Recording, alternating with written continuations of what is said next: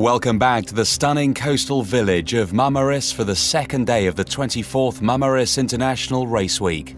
Today was a big day for the teams as they looked forward to the hotly anticipated offshore race. The crews faced a challenging racecourse set outside the Gulf of Marmaris and spanning 20 nautical miles. It was expected that the course would take most of the boats a whole day sailing. In a similar pattern to yesterday, the conditions proved to be very light in the morning, keeping the fleet of eager competitors poised for action whilst taking in the picturesque landscape that surrounded them. With a bit of sightseeing done, it was time to put the game faces on as the wind finally picked up and it was time to get racing.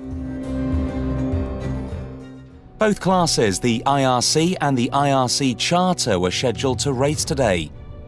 Each class has 5 divisions, and today started with the IRC and IRC Charter 5, then counting down respectively, the IRC and IRC Charter 1 were the last to go.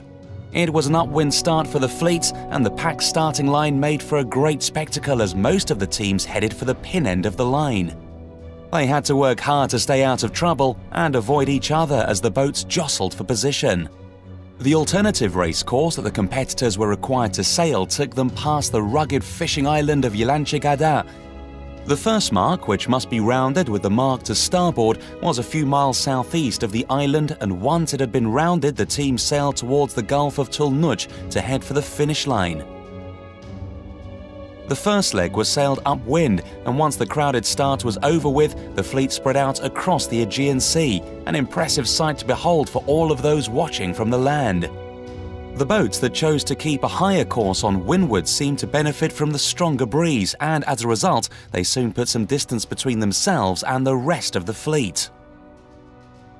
Letland from Latvia was leading the race at this point, followed by the Ukrainian team with their boat First and the Greeks with Tukaku. The chasing pair were further on leeward and fighting their own personal battle as they tried to get ahead. It was a very close matchup, but First got the lead.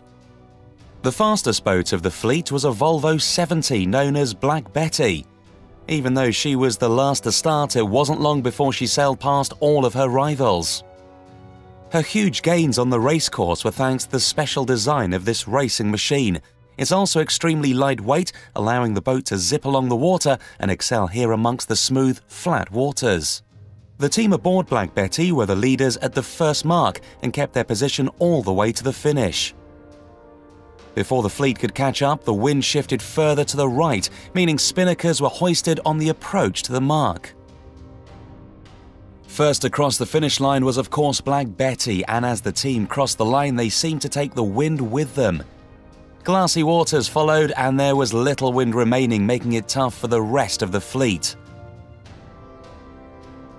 The remainder of the course was relatively slow-paced, but the competitive spirit of the participants was tangible and the course made for a great day's sailing. Tomorrow there is yet another full day of racing to look forward to as we enter the third day of the Marmaris International Race Week. There's a long way to go before the final day of the regatta, and all of the teams still have everything to play for, so stay tuned.